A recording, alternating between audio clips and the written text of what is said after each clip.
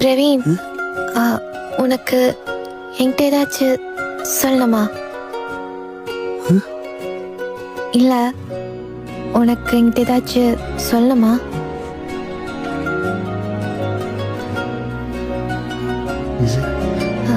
ஓ, சரி, ஓகே, அப்ப நான் கிளம்புறேன். பாய். அண்ணா, அண்ணா எனக்கு கிளம்பின் பக்க.